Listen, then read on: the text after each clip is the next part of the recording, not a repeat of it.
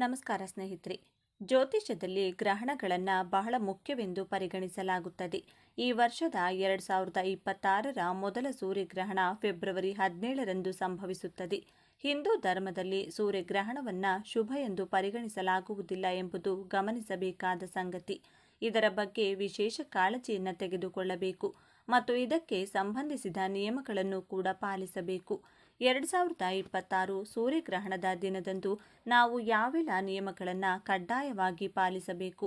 ಸೂರ್ಯಗ್ರಹಣಕ್ಕೆ ಸಂಬಂಧಿಸಿದ ಈ ವಿಚಾರಗಳು ನಿಮ್ಮ ಗಮನದಲ್ಲಿರಲಿ. ನಮ್ಮ ಸಂಪ್ರದಾಯದಲ್ಲಿ ಗ್ರಹಣಗಳನ್ನು ತುಂಬಾನೇ ಮುಖ್ಯವೆಂದು ಪರಿಗಣಿಸುತ್ತೇವೆ. ಅದು ಸೂರ್ಯಗ್ರಹಣವಾದರೂ ಸರಿ, ಚಂದ್ರಗ್ರಹಣವಾದರೂ ಸರಿ, ಗ್ರಹಣಗಳಿಗೆ ಹೆಚ್ಚಿನ ಮಹತ್ವವಿದೆ. ಹಿಂದೂ ಕ್ಯಾಲೆಂಡರ್ ಪ್ರಕಾರ ಸೂರ್ಯಗ್ರಹಣವು ಫೆಬ್ರವರಿ 17ರ ದಿನದಂದು ನಡೆಯಲಿದೆ. ಇದು ಅತಿ ಶಕ್ತಿಯುತವಾದ ಸೂರ್ಯಗ್ರಹಣ. ಹಾಗಾಗಿ ಸೂರ್ಯಗ್ರಹಣ ಬರುವುದಕ್ಕಿಂತ ಮುಂಚೆ ಅಥವಾ ಗ್ರಹಣದ ದಿನ, ಗ್ರಹಣ ಮುಗಿಯುವುದರೊಳಗೆ ಪ್ರತಿ ಗಂಡು ಮಗು ಇರುವ ತಾಯಿ ಕೂಡ ನಿಮ್ಮ ಮಕ್ಕಳಿಗೆ ಈ ಚಿಕ್ಕ ಪರಿಹಾರ ಮಾಡಬೇಕು. ಇಲ್ಲದಿದ್ದರೆ ಮಕ್ಕಳಿಗೆ ಕೆಲವು ದೋಷಗಳು ಹಾಗೂ ಕೇಡು ಬರುವುದಾಗಿ ಪಂಡಿತರು ಹೇಳುತ್ತಿದ್ದಾರೆ. ಇದು ನಂಬಬಹುದಾ ಇಲ್ಲವಾ, ಇದು ಬೂಟಾಟಿಕೆನಾ ಅಂತ ಯೋಚಿಸ್ತಾ ಕುಳಿತುಕೊಳ್ಳೋದಕ್ಕಿಂತ ಖರ್ಚಿಲ್ಲದೆ ಮನೆಯಲ್ಲಿ ಮಾಡುವ ಈ ಪರಿಹಾರ ನಮ್ಮ ಮಕ್ಕಳನ್ನು ಕಾಪಾಡುತ್ತದೆ. ಅಂದರೆ ತಾಯಂದಿರು ಏತಕ್ಕಾಗಿ ಯೋಚಿಸಬೇಕಲ್ವಾ? ಈ ಪರಿಹಾರಕ್ಕಾಗಿ ಹೆಚ್ಚಿನ ಹಣ ಖರ್ಚು ಮಾಡಬೇಕಾಗಿಲ್ಲ, ಮನೆಯಲ್ಲಿ ಸುಲಭವಾಗಿ ಮಾಡಿಕೊಳ್ಳಬಹುದು. ಹಾಗಾಗಿ ಪರಿಹಾರ ಯಾವ ರೀತಿ ಮಾಡಬೇಕು ಅನ್ನೋದು ಈ ವಿಡಿಯೋದಲ್ಲಿ ತಿಳಿಸಿಕೊಡ್ತೀನಿ. ಇಷ್ಟ ಇದ್ದವರು ಮಾಡಿ, ಇಲ್ಲದಿದ್ದರೆ ಬಿಡಿ. ಕೆಟ್ಟ ಕಮೆಂಟ್ಸ್ ಮಾತ್ರ ಹಾಕಬೇಡಿ. ಪರಿಹಾರ ತಿಳಿಯೋಕ್ಕೂ ಮುಂಚೆ ನೀವಿನ್ನೂ ನಮ್ಮ ಚಾನಲ್ನ ಸಬ್ಸ್ಕ್ರೈಬ್ ಮಾಡ್ಕೊಂಡಿಲ್ಲ ಅಂದರೆ ಖಂಡಿತ ಈಗಲೇ ಸಬ್ಸ್ಕ್ರೈಬ್ ಮಾಡ್ಕೊಳ್ಳಿ. ಹಾಗೆ ಈ ವಿಡಿಯೋ ಇಷ್ಟ ಆದರೆ ಮರೆಯದೆ ಒಂದು ಲೈಕ್ ಕೊಡಿ. ಎಲ್ಲರೂ ಭಕ್ತಿಯಿಂದ ಜೈ ಸೂರ್ಯದೇವ ಅಂತ ಕಮೆಂಟ್ ಮಾಡಿ. ಸ್ನೇಹಿತರೆ, ಇದು ತುಂಬ ಶಕ್ತಿಯುತವಾದ ಸೂರ್ಯಗ್ರಹಣ. ಅದರಲ್ಲೂ ಶಿವರಾತ್ರಿ ಅಮಾವಾಸ್ಯೆಯ ದಿನ ಬಂದಿದೆ. ವರ್ಷದ ಮೊದಲ ಸೂರ್ಯಗ್ರಹಣ ಫೆಬ್ರವರಿ 17, 2026ರಂದು ಸಂಭವಿಸಲಿದೆ. ಇದು ಫಾಲ್ಗುಣ ಮಾಸದ ಅಮಾವಾಸ್ಯೆಯ ದಿನವಾಗಿದ್ದು, ಇದು ಧಾರ್ಮಿಕ ಮತ್ತು ಜ್ಯೋತಿಷ್ಯ ದೃಷ್ಟಿಕೋನದಿಂದ ಮಹತ್ವದ್ದಾಗಿರುತ್ತದೆ. ಫೆಬ್ರವರಿ 17ರಂದು ಸಂಭವಿಸುವ ಸೂರ್ಯಗ್ರಹಣವು ಪ್ರಾಥಮಿಕವಾಗಿ ದಕ್ಷಿಣ ಆಫ್ರಿಕಾ, ದಕ್ಷಿಣ ಅರ್ಜೆಂಟೀನಾ ಮತ್ತು ಅಂಟಾರ್ಕ್ಟಿಕಾದ ಗೋಚರಿಸುತ್ತದೆ. ಈ ಸೂರ್ಯಗ್ರಹಣವು ಭಾರತದಲ್ಲಿ ಗೋಚರಿಸುವುದಿಲ್ಲ. ಆದ್ದರಿಂದ ಅದರ ಸೂತಕಾವಧಿಯು ಮಾನ್ಯವಾಗಿರುವುದಿಲ್ಲ. ಜ್ಯೋತಿಷ್ಯ ಶಾಸ್ತ್ರೀಯವಾಗಿ ಪರಿಣಾಮಕಾರಿಯಾಗಿರಬಹುದು. ಸೂರ್ಯಗ್ರಹಣದ ಸಮಯದಲ್ಲಿ ಸೂರ್ಯನು ಶನಿಯ ರಾಶಿಚಕ್ರ ಚಿಹ್ನೆಯಾದ ಕುಂಭ ರಾಶಿಯಲ್ಲಿರುತ್ತಾನೆ. ಅಲ್ಲಿ ಅದು ತನ್ನ ನೆರಳು ಗ್ರಹವಾದ ರಾಹು ಜೊತೆಯಲ್ಲಿರುತ್ತದೆ. ಇದು ನಕಾರಾತ್ಮಕ ಪರಿಣಾಮ ಬೀರಬಹುದು ಮತ್ತು ಕೆಲವು ಅನಗತ್ಯ ಬದಲಾವಣೆಗಳ ಸಾಧ್ಯತೆ ಇರುತ್ತದೆ. ಹಾಗಾಗಿ ಗ್ರಹಣ ಮುಗಿಯುವುದರೊಳಗೆ ಗಂಡು ಮಗು ಇರುವ ಪ್ರತಿ ತಾಯಿ ಕೂಡ ನಿಮ್ಮ ಮಕ್ಕಳಿಗೆ ಈ ಚಿಕ್ಕ ಪರಿಹಾರ ಮಾಡಿಕೊಳ್ಳಿ. ಈ ಪರಿಹಾರಕ್ಕಾಗಿ ನಮಗೆ ಬೇಯಿಸಿದ ಅನ್ನ ಬೇಕು. ಮಣ್ಣಿನ ಮಡಕೆಯಲ್ಲಿ ಅನ್ನ ಮಾಡಿದರೆ ತುಂಬ ಒಳ್ಳೆಯದು. ಸಾಧ್ಯವಾದರೆ ಒಂದು ಪುಟ್ಟ ಮಣ್ಣಿನ ಮಡಿಕೆಯನ್ನು ತಂದುಕೊಳ್ಳಿ. ಇಲ್ಲಾಂದರೆ ಹಿತ್ತಾಳೆ ಅಥವಾ ತಾಮ್ರದ ಪಾತ್ರೆಯಲ್ಲಿ ಮಾಡಿಕೊಳ್ಬಹುದು. ಇದೂ ಇಲ್ಲ ಅನ್ನೋರು ನೀವು ಪ್ರತಿದಿನ ಯಾವ ರೀತಿ ಅನ್ನ ಮಾಡ್ತೀರೋ ಅದೇ ರೀತಿ ಅನ್ನ ಮಾಡ್ಕೊಳ್ಳಿ. ಆದರೆ ತಿನ್ನೋಕೆ ಮಾಡಿದ ಅನ್ನದಲ್ಲಿ ಈ ಪರಿಹಾರ ಮಾಡಬಾರ್ದು. ಅಂದರೆ ಒಂದೇ ಸಲ ಮನೆ ಎಲ್ಲರಿಗೂ ಅನ್ನ ಮಾಡಿ ಅದರಲ್ಲಿ ಅರ್ಧ ಈ ಪರಿಹಾರಕ್ಕೆ ತಗೊಂಡು ಉಳಿದಿರೋದು ತಿನ್ನೋಕೆ ಬಳಸಬಾರ್ದು. ಹಾಗಾಗಿ ಸಪರೇಟಾಗಿ ಸ್ವಲ್ಪ ಅನ್ನವನ್ನು ಬೇಯಿಸ್ಕೊಳ್ಳಿ. ಅನ್ನ ತುಂಬಾ ಶಕ್ತಿಯುತವಾದ ಪದಾರ್ಥ. ಅನ್ನ ಅಂದರೆ ಊಟ, ಇಲ್ಲದೆ ಮನುಷ್ಯನ ಜೀವನವೇ ಇಲ್ಲ. ಅನ್ನವನ್ನು ಪರಬ್ರಹ್ಮ ಸ್ವರೂಪ ಅಂತ ಕರೀತಾರೆ. ಹಾಗಾಗಿ ಅಷ್ಟೊಂದು ಶಕ್ತಿಯುತವಾದ ಪದಾರ್ಥದಿಂದಲೇ ನಾವು ನಮ್ಮ ಮಕ್ಕಳಿಗೆ ಸೂರ್ಯಗ್ರಹಣ ಮುಗಿಯುವುದರೊಳಗೆ ದೃಷ್ಟಿ ತೆಗಿಬೇಕಾಗುತ್ತದೆ. ಈ ಪರಿಹಾರ ಯಾವ ರೀತಿ ಮಾಡಬೇಕು ಅಂದರೆ, ಮೊದಲು ಬಿಸಿ ಬಿಸಿಯಾಗಿ ಅನ್ನ ತಯಾರಿಸಿಕೊಂಡು ಅದನ್ನು ಆರಲು ಬಿಟ್ಟು ಬಿಡಿ. ಅನ್ನ ಆರಿದ ಮೇಲೆ ಅದನ್ನು 4 ಭಾಗಗಳಾಗಿ ಸಪರೇಟ್ ಮಾಡಿ ನಾವು ಆ 4 ಭಾಗಗಳಿಗೆ 4 ಬಣ್ಣಗಳನ್ನು ಬೆರೆಸಬೇಕು. ಇದರಿಂದ ನಮ್ಮ ಮಕ್ಕಳಿಗೆ ದೋಷ ನಿವಾರಣೆಯಾಗುತ್ತದೆ. ಮುಖ್ಯವಾಗಿ ಗ್ರಹಣದಿಂದ ಬರುವ ದೋಷಗಳು ಬರದೇ ಇರುತ್ತದೆ. ಈಗ ನೀವು ಸಪರೇಟ್ ಆಗಿ ಇಟ್ಕೊಂಡಿರುವಂಥ 4 ಅನ್ನದ ಉಂಡೆಗಳಿಗೆ ಅಥವಾ ಭಾಗಗಳಿಗೆ ಒಂದು ಭಾಗಕ್ಕೆ ಅರಿಶಿನ ಬೆರೆಸಿ ಅದನ್ನು ಉಂಡೆ ಕಟ್ಟಿ ಪಕ್ಕಕ್ಕಿಡಿ. ಎರಡನೇ ಭಾಗಕ್ಕೆ ಸ್ವಲ್ಪ ಕುಂಕುಮ ಬೆರೆಸಿ ಅದನ್ನು ಉಂಡೆ ಕಟ್ಟಿ ಪಕ್ಕಕ್ಕಿಡಿ.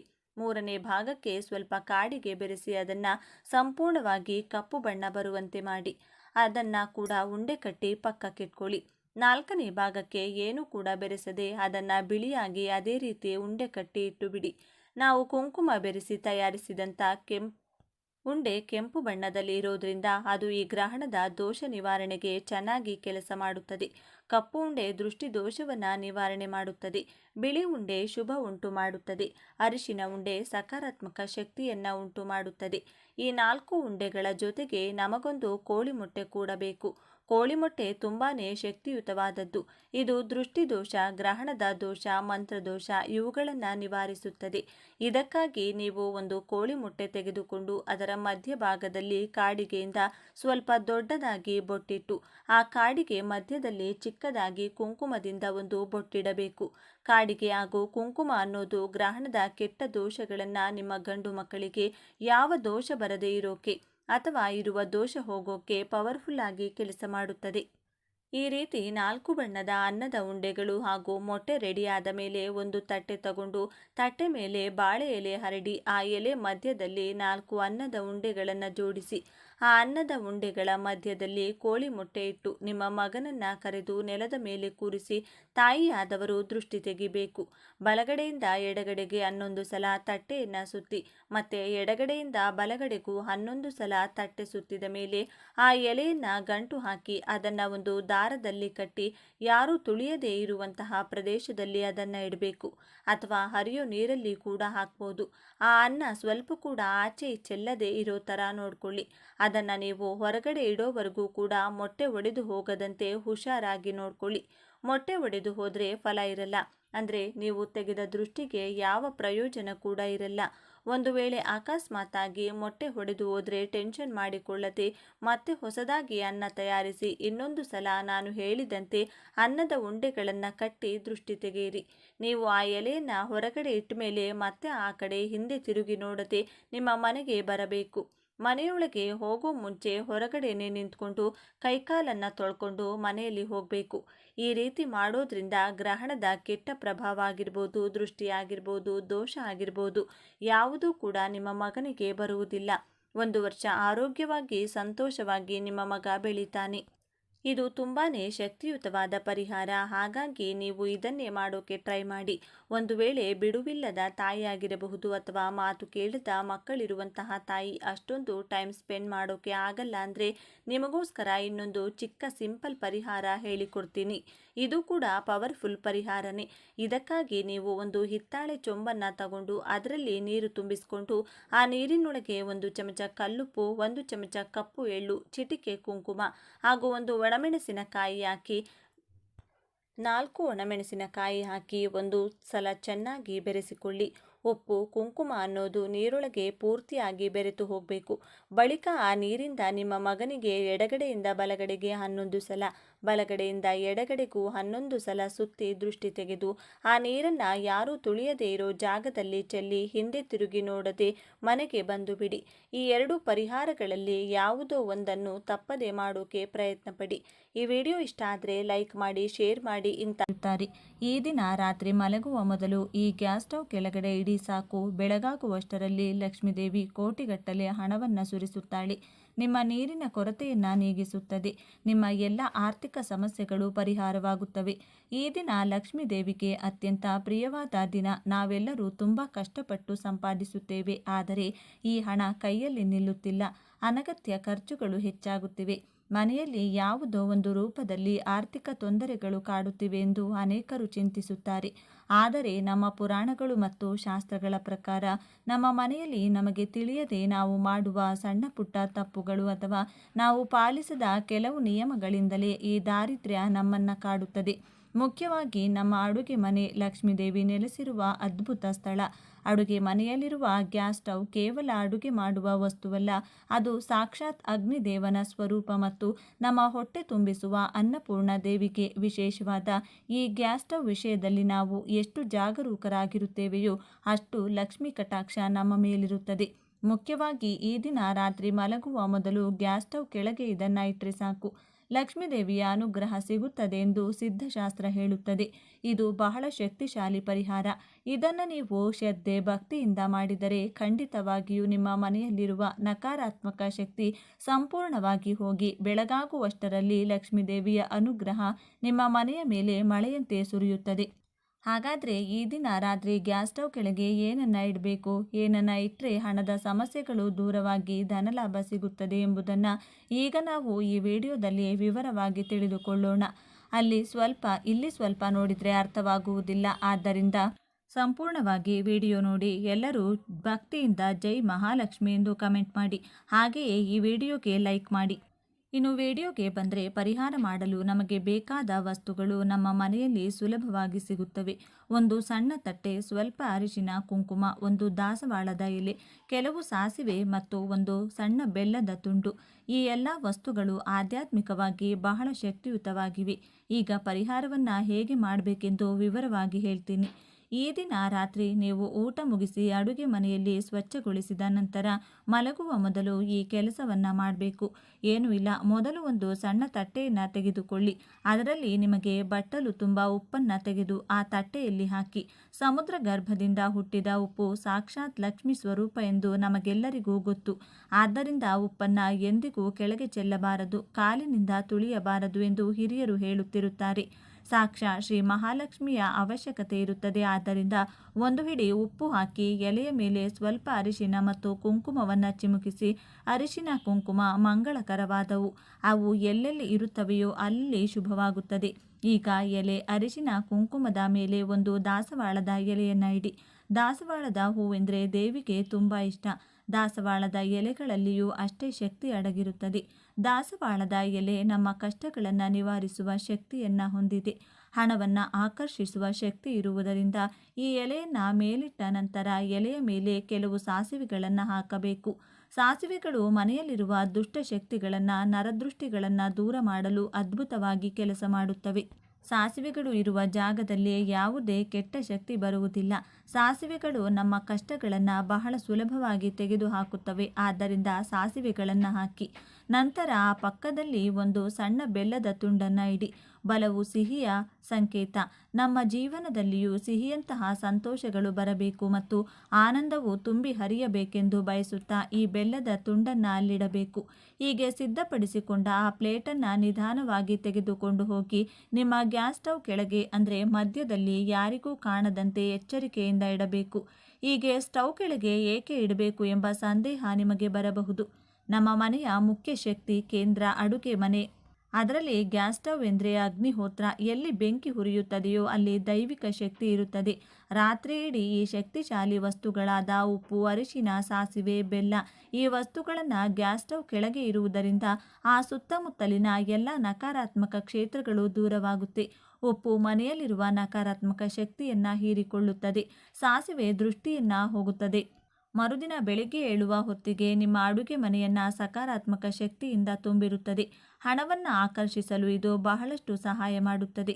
ಮರುದಿನ ಬೆಳಿಗ್ಗೆ ಎದ್ದ ತಕ್ಷಣ ಸ್ನಾನ ಮಾಡಿ ಆ ತಟ್ಟೆಯನ್ನು ತೆಗೆದು ಅದರಲ್ಲಿರುವ ವಸ್ತುಗಳನ್ನು ಯಾವುದಾದರೂ ಮರದ ಬುಡದಲ್ಲಿಯೋ ಅಥವಾ ಹರಿಯುವ ನೀರಿನಲ್ಲಿಯೋ ಹಾಕಬಹುದು.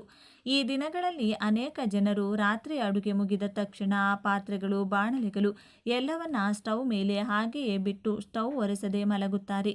ಇದು ಬಹಳ ದೊಡ್ಡ ತಪ್ಪು. ಹೀಗೆ ಮಾಡೋದ್ರಿಂದ ಲಕ್ಷ್ಮೀ ದೇವಿಗೆ ಕೋಪ ಬರುತ್ತದೆ. ಎಣ್ಣೆ ಕಲೆಗಳಿಂದ ತುಂಬಿದ ಗ್ಯಾಸ್ ಸ್ಟವ್ ಅನ್ನು ಹಾಗೆ ಬಿಡುವುದು ದಾರಿದ್ರ್ಯವನ್ನು ಆಹ್ವಾನಿಸಿದಂತೆ. ಗ್ಯಾಸ್ ಸ್ಟವ್ ಲಕ್ಷ್ಮೀ ದೇವಿಯ ಸ್ವರೂಪವಾಗಿರುವುದರಿಂದ ರಾತ್ರಿ ಮಲಗುವ ಮೊದಲು ಅದನ್ನು ಸ್ವಚ್ಛವಾಗಿ ಒರೆಸಬೇಕು. ಸ್ಟವ್ ಮೇಲೆ ಯಾವುದೇ ಪಾತ್ರೆಗಳನ್ನು ಇಡದೆ ಖಾಲಿಯಾಗಿ ಇಡಬೇಕು. ಕೆಲವರು ಗ್ಯಾಸ್ ಸ್ಟವ್ ಮೇಲೆ ಅನಗತ್ಯ ವಸ್ತುಗಳನ್ನಿಡುತ್ತಾರೆ. ಔಷಧಿ ಬಾಟಲಿಗಳಂಥ ವಸ್ತುಗಳನ್ನು ಇಡುತ್ತಾರೆ. ಅದು ಒಳ್ಳೆಯದಲ್ಲ. ಗ್ಯಾಸ್ ಸ್ಟವ್ ಯಾವಾಗಲೂ ಹೊಳೆಯುತ್ತಿರಬೇಕು. ಆಗ ಮಾತ್ರ ನಿಮ್ಮ ಜೀವನವು ಹೊಳೆಯುತ್ತದೆ. ಮುಖ್ಯವಾಗಿ ಬರ್ನರ್ಗಳನ್ನು ಸಹ ಆಗಾಗ ಸ್ವಚ್ಛಗೊಳಿಸುತ್ತಿರಬೇಕು. ವಾಸ್ತುಶಾಸ್ತ್ರದ ಪ್ರಕಾರ ಅಡುಗೆ ಸರಿಯಾಗಿ ಆಗದಿದ್ದರೆ ಅದು ಮನೆಯಲ್ಲಿ ಜಗಳಗಳಿಗೆ ಮತ್ತು ಆರ್ಥಿಕ ತೊಂದರೆಗಳಿಗೆ ಕಾರಣವಾಗುತ್ತದೆ. ಇನ್ನು ಬೆಳಿಗ್ಗೆ ನೀವು ಮಾಡಬೇಕಾದ ಮತ್ತೊಂದು ಪ್ರಮುಖ ಕೆಲಸದ ಬಗ್ಗೆ ಮಾತನಾಡೋಣ. ಬೆಳಗ್ಗೆ ಎದ್ದ ತಕ್ಷಣ ಸ್ನಾನ ಮಾಡಿ ಅಡುಗೆ ಮನೆಗೆ ಹೋಗಿ ಗ್ಯಾಸ್ ಸ್ಟವ್ಗೆ ನಮಸ್ಕರಿಸಬೇಕು. ಅಡುಗೆ ಪ್ರಾರಂಭಿಸುವ ಮೊದಲು ಸ್ಟವ್ ಮೇಲೆ ಸ್ವಲ್ಪ ನೀರು ಚಿಮುಕಿಸಿ ಅಥವಾ ಸ್ವಲ್ಪ ಸ್ಟವ್ವನ್ನು ಒರೆಸಿ. ಸಾಧ್ಯವಾದರೆ ಸ್ಟವ್ನ ಎರಡು ಬದಿಗಳಲ್ಲಿ ಸಣ್ಣ ರಂಗೋಲಿ ಹಾಕಿ ನಂತರ ಸ್ಟವ್ ಹಚ್ಚಿ. ಮೊದಲ ಬಾರಿಗೆ ಚಹಾ ಮಾಡದೆ ಹಾಲು ಉಕ್ಕಿಸುವುದನ್ನು ಅಭ್ಯಾಸ ಮಾಡಿಕೊಳ್ಳಿ. ಒಂದು ಸಣ್ಣ ಪಾತ್ರೆಯಲ್ಲಿ ಹಾಲು ಹಾಕಿ ಅದು ಉಕ್ಕಿ ಕೆಳಗೆ ಬೀಳುವಂತೆ ಕಾಯಿಸಿ. ಹಾಲು ಉಕ್ಕುವುದು ಸಮೃದ್ಧಿಯ ಸಂಕೇತ. ಹಾಗೆಯೇ ಹಾಲು ಉಕ್ಕಿ ಪಾತ್ರೆಯಿಂದ ಹೊರಬರುವಂತೆ ನಮ್ಮ ಮನೆಯಲ್ಲಿ ಸಂಪತ್ತು ಮತ್ತು ಸಂತೋಷವು ಉಕ್ಕಿ ಹರಿಯುತ್ತದೆ ಎಂದು ಇದರ ಅರ್ಥ. ಹಾಲು ಉಕ್ಕುತ್ತಿರುವಾಗ ನಿಮ್ಮ ಇಷ್ಟ ದೇವರನ್ನು ಅಥವಾ ಲಕ್ಷ್ಮೀ ದೇವಿಯನ್ನು ಮನಸ್ಸಿನಲ್ಲಿ ನೆನೆದು ನಮ್ಮ ಮನೆ ಯಾವಾಗಲೂ ಹಾಗೆಯೇ ಸಿರಿ ಸಂಪತ್ತುಗಳಿಂದ ತುಂಬಿರಲಿ ಎಂದು ಪ್ರಾರ್ಥಿಸಿ. ಆ ಉಕ್ಕಿ ಹರಿಯುವ ಹಾಲಿಗೆ ಸ್ವಲ್ಪ ಸಕ್ಕರೆ ಹಾಕಿ ನಿಧಾನವಾಗಿ ಮನೆಯವರೆಲ್ಲರೂ ಹಾಲು ಕುಡಿದರೆ ತುಂಬ ಒಳ್ಳೆಯದು. ಈ ದಿನ ಗ್ಯಾಸ್ ಸ್ಟವನ್ನು ಪೂಜಿಸುವುದು ಎಂದರೆ ಸಾಕ್ಷಾತ್ ಆ ಮಹಾಲಕ್ಷ್ಮಿಯನ್ನ ಪೂಜಿಸುವುದು. ಏಕೆಂದರೆ ಮಹಿಳೆಯರು ತಮ್ಮ ಜೀವನದ ಹೆಚ್ಚಿನ ಭಾಗವನ್ನು ಅಡುಗೆ ಮನೆಯಲ್ಲಿ ಕಳೆಯುತ್ತಾರೆ. ಅಡುಗೆ ಮಾಡುವಾಗ ಕಿರಿಕಿರಿಗೊಳ್ಳದೆ, ಕೋಪಗೊಳ್ಳದೆ, ಶಾಂತ ಮನಸ್ಸಿನಿಂದ ಅಡುಗೆ ಮಾಡಿದರೆ ಆಹಾರವು ಅಮೋಘವಾಗಿ ಬದಲಾಗುತ್ತದೆ. ಅದೇ ಜಗಳ ಆಡುತ್ತಾ ಅಥವಾ ಬೈಯುತ್ತಾ ಅಡುಗೆ ಮಾಡಿದರೆ ಆಹಾರ ವಿಷವಾಗಿ ಬದಲಾಗಿ ತಿನ್ನಲು ಅನಾರೋಗ್ಯ ಮತ್ತು ಮನಸ್ತಾಪಗಳು ಬರುತ್ತವೆ. ಆದ್ದರಿಂದ ಗ್ಯಾಸ್ ಸ್ಟವನ್ನು ಕೇವಲ ಯಂತ್ರದಂತೆ ನೋಡಬೇಡಿ, ಅದನ್ನು ದೇವತೆಯಂತೆಯೂ ಭಾವಿಸಿ. ನಾವು ಹೇಳಿದ ಈ ಉಪ್ಪು ಮಂದಾರ ಎಲೆ ಪರಿಹಾರವು ತುಂಬ ಚಿಕ್ಕದಾಗಿರಬಹುದು, ಆದರೆ ಇದರ ಹಿಂದಿರುವ ಅರ್ಥವು ತುಂಬ ದೊಡ್ಡದು. ನಮ್ಮ ಪೂರ್ವಜರು ಏನೇ ಹೇಳಿದರೂ ಅದರಲ್ಲಿ ಒಂದು ವೈಜ್ಞಾನಿಕ ಮತ್ತು ಆಧ್ಯಾತ್ಮಿಕತೆ ಇರುತ್ತದೆ. ರಾತ್ರಿ ಪರಿಹಾರ ಮಾಡುವುದರಿಂದ ಬೆಳಿಗ್ಗೆ ಮನೆಯ ಪಾಸಿಟಿವ್ ವೈಬ್ರೇಷನ್ನಿಂದ ತುಂಬಿರುತ್ತದೆ. ಯಾವಾಗ ಮನೆ ಶಾಂತವಾಗಿ, ಸ್ವಚ್ಛವಾಗಿ, ಸುಗಂಧದಿಂದ ಕೂಡಿರುತ್ತದೆಯೋ ಅಲ್ಲಿ ಲಕ್ಷ್ಮೀದೇವಿ ನೆಲೆಸುತ್ತಾಳೆ. ಕೋಟಿಗಳನ್ನು ಸಂಪಾದಿಸುವುದು ಮುಖ್ಯವಲ್ಲ, ಸಂಪಾದಿಸಿದ ಹಣದಲ್ಲಿ ಸ್ವಲ್ಪವಾದರೂ ಉಳಿಸುವುದು ಮತ್ತು ಅದನ್ನು ಒಳ್ಳೆಯ ಕಾರ್ಯಗಳಿಗೆ ಬಳಸುವುದು ಮುಖ್ಯ. ಇದಕ್ಕೆ ಸಣ್ಣ ಸಣ್ಣ ಸಲಹೆಗಳು ಬಹಳಷ್ಟು ಸಹಾಯ ಮಾಡುತ್ತವೆ. ಆದ್ದರಿಂದ ನಾಳೆ ರಾತ್ರಿ ಪರಿಹಾರ ಮಾಡಿ ನೋಡಿ. ಒಂದು ತಟ್ಟೆಯಲ್ಲಿ ಉಪ್ಪು, ಅರಿಶಿನ, ಕುಂಕುಮ, ದಾಸವಾಳದ ಎಲೆ, ಸಾಸಿವೆ, ಬೆಲ್ಲವನ್ನು ಇಟ್ಟು ಗ್ಯಾಸ್ ಸ್ಟವ್ ಕೆಳಗೆ ಇಡಿ. ನಿಮ್ಮ ಕಷ್ಟಗಳು ಸಾಸಿವೆ ಸಿಡಿದಂತೆ ಮಾಯವಾಗುತ್ತವೆ. ನಿಮ್ಮ ಜೀವನದಲ್ಲಿ ಬೆಲ್ಲದಂತಹ ಸಿಹಿ ಸಿಗುತ್ತದೆ. ಲಕ್ಷ್ಮೀ ದೇವಿಯ ಅನುಗ್ರಹದಿಂದ ನಿಮ್ಮ ಆರ್ಥಿಕ ತೊಂದರೆಗಳು ದೂರವಾಗಿ ಧನಲಾಭವಾಗುತ್ತದೆ. ನಂಬಿಕೆಯಿಂದ ಮಾಡಿ, ಶುಭ ಫಲಿತಾಂಶಗಳನ್ನು ಪಡೆಯಿರಿ. ಇನ್ನು ನಾವು ಈಗ ಹೇಳುವ ಒಂದು ಸಣ್ಣ ಪರಿಹಾರವನ್ನು ಮಾಡಿದರೆ ನಿಮಗಿರುವ ಎಲ್ಲ ರೀತಿಯ ಸಮಸ್ಯೆಗಳು ದೂರವಾಗಿ ಅಪಾರವಾದ ಸಂತೋಷ ಸಿಗುತ್ತದೆ. ಜ್ಯೋತಿಷ್ಯ ತಜ್ಞರು ಏನಾಗಬಹುದು ಎಂದು ಹೇಳುತ್ತಾರೆ. ಆ ಪರಿಹಾರ ಏನು? ಈ ಪರಿಹಾರಕ್ಕೆ 21 ಏಲಕ್ಕಿ, 1 ಬಿಳಿ ಬಟ್ಟೆ ಬೇಕು. ಪ್ರಮುಖ ವಿಷಯವೇನೆಂದರೆ ಈ ಪರಿಹಾರವನ್ನು ಸ್ನಾನ ಮಾಡಿದ ನಂತರ ಮಾತ್ರ ಮಾಡಬೇಕು. ಅಂದರೆ ಸ್ನಾನ ಮಾಡಿದ ನಂತರ ಗಂಟೆಗಳ ಒಳಗೆ ಈ ಪರಿಹಾರವನ್ನು ಮಾಡಬೇಕು. ಈ ಒಂದು ವಿಷಯವನ್ನು ನೆನಪಿನಲ್ಲಿಡಿ. ಏನು ಮಾಡಬೇಕು ಎಂದು ಈಗ ನಾವು ತಿಳಿದುಕೊಳ್ಳೋಣ. ಮೊದಲು ಒಂದು ಬಿಳಿ ಬಟ್ಟೆಯನ್ನು ತೆಗೆದುಕೊಳ್ಳಿ, ಹೊಸದನ್ನು ತೆಗೆದುಕೊಳ್ಳಿ. ಅದರಲ್ಲಿ 11 ಏಲಕ್ಕಿಗಳನ್ನು ಹಾಕಿ. ಏಲಕ್ಕಿಗಳನ್ನು ಗಂಟು ಕಟ್ಟಿ ಈ ಗಂಟನ್ನು ಪೂಜಾ ಕೋಣೆಯಲ್ಲಿ ಅಥವಾ ದೇವರ ಫೋಟೋಗಳ ಹತ್ತಿರ ಇಡಿ. ನಂತರ ಸಾಂಬ್ರಾಣಿ ಹಚ್ಚಿ ಧೂಪವನ್ನು ತೋರಿಸಿ ನಿಮ್ಮ ಮನಸ್ಸಿನಲ್ಲಿರುವ ಹಣಕ್ಕೆ ಸಂಬಂಧಿಸಿದ ಆಸೆಗಳನ್ನು ಹೇಳಿಕೊಳ್ಳಿ. ಹಾಗೆ ಹೇಳಿದ ನಂತರ ಈ ಗಂಟುಗಳನ್ನು ತೆಗೆದು ನಿಮ್ಮ ಮನೆಯ ಮುಖ್ಯ ದ್ವಾರದ ಮೇಲ್ಭಾಗಕ್ಕೆ ಕಟ್ಟಿ. ಹಾಗೆ ಕಟ್ಟಿದ ನಂತರ ಇನ್ನೊಂದು 10 ಏಲಕ್ಕಿಗಳನ್ನು ತೆಗೆದುಕೊಂಡು ಸಣ್ಣ ಬಟ್ಟಲಿನಲ್ಲಿ ಹಾಕಿ ಒಂದು ಅರ್ಧ ಗ್ಲಾಸು ನೀರು ಹಾಕಿ. ಆ ನೀರನ್ನು ಚೆನ್ನಾಗಿ ಕುದಿಸಿ. ಅಂದರೆ ಅರ್ಧ ಗ್ಲಾಸ್ ನೀರು 2 ಚಮಚ ನೀರಾಗುವವರೆಗೂ ಚೆನ್ನಾಗಿ ಕುದಿಸಿ. ಹಾಗೆ ಕುದಿಸಿದ ನಂತರ ನೀರಿನಿಂದ ಎಲೆಗಳನ್ನು ತೆಗೆದು ಆ ನೀರನ್ನು ಬೇರ್ಪಡಿಸಿ. ಈ ನೀರು ತಣ್ಣಗಾದ ನಂತರ ಈ ನೀರನ್ನು ಬಾಗಿಲ ಮೇಲೆ ಕಟ್ಟಿದ ಗಂಟು ಮೇಲೆ ಚಿಮುಕಿಸಿ 2 ಚಮಚ ನೀರು ಬರುವವರೆಗೂ ಕುದಿಸುತ್ತೀರಿ ಅಲ್ಲವೇ? ಆ ನೀರನ್ನು ಬಾಗಿಲ ಮೇಲೆ ಚಿಮುಕಿಸಿ ಹೀಗೆ ಮಾಡಿದರೆ ಖಂಡಿತವಾಗಿಯೂ ನಿಮ್ಮ ಮನೆಯಲ್ಲಿರುವ ಹಣದ ಸಮಸ್ಯೆಗಳು ನಿವಾರಣೆಯಾಗುತ್ತವೆ. ನೀವು ಬಯಸಿದ ಆಸೆ ಈಡೇರುತ್ತದೆ. ಲಕ್ಷ್ಮೀದೇವಿ ನಿಮ್ಮ ಮನೆಯಲ್ಲಿ ನೆಲೆಸುತ್ತಾಳೆ. 4 ದಿಕ್ಕುಗಳಿಂದಲೂ ಹಣ ಆಕರ್ಷಿತವಾಗುತ್ತದೆ. 4 ದಿಕ್ಕುಗಳಿಂದಲೂ ಹಣ ಬರುತ್ತದೆ. ಹಣ ಸಂಪಾದನೆ ಹೆಚ್ಚಾಗುತ್ತದೆ. ಆರ್ಥಿಕ ಸಮಸ್ಯೆಗಳು ನಿವಾರಣೆಯಾಗುತ್ತವೆ. ಅದೃಷ್ಟ ನಿಮ್ಮನ್ನು ಒಲಿಸಿಕೊಳ್ಳುತ್ತದೆ. ಏಲಕ್ಕಿ ಗಂಟನ್ನು ಬಾಗಿಲ ಮೇಲೆ ಕಟ್ಟಿ ಅದರ ಮೇಲೆ ಏಲಕ್ಕಿ ನೀರನ್ನು ಚಿಮುಕಿಸುವುದರಿಂದ ಲಕ್ಷ್ಮಿ ಅನುಗ್ರಹ ಪ್ರಾಪ್ತವಾಗುತ್ತದೆ. ನಿಮ್ಮ ಮನೆಯಲ್ಲಿ ಸಕಾರಾತ್ಮಕ ಶಕ್ತಿ ನೆಲೆಸುತ್ತದೆ. ಹಣ ಬರುತ್ತಲೇ ಇರುತ್ತದೆ. ಹಣವು ಚೆನ್ನಾಗಿ ವೃದ್ಧಿಯಾಗುತ್ತದೆ. ಆದ್ದರಿಂದ ನೀವು ಸಹ ಈ ಪರಿಹಾರವನ್ನು ಮಾಡಿ ಶುಭ ಫಲಿತಾಂಶಗಳನ್ನು ಪಡೆಯಿರಿ. ಈ ಒಂದು ವಿಶೇಷ ಮಾಹಿತಿ ನಿಮಗೆ ಇಷ್ಟವಾದರೆ ತಪ್ಪದೆ ಜೈ ಸುಬ್ರಹ್ಮಣ್ಯ ಸ್ವಾಮಿ, ಜೈ ಲಕ್ಷ್ಮೀ ನರಸಿಂಹಸ್ವಾಮಿ ಅಂತ ಬರೆದು ಈ ವಿಡಿಯೋವನ್ನು ಎಲ್ಲರಿಗೂ ಶೇರ್ ಮಾಡಿ. ಮುಂದಿನ ಬಾರಿ ಮತ್ತೊಂದು ವಿಶೇಷ ದೈವ ಮಾಹಿತಿಯೊಂದಿಗೆ ಚಾನೆಲ್ ಮೂಲಕ ಭೇಟಿಯಾಗೋಣ. ಧನ್ಯವಾದಗಳು ಸ್ನೇಹಿತರೆ.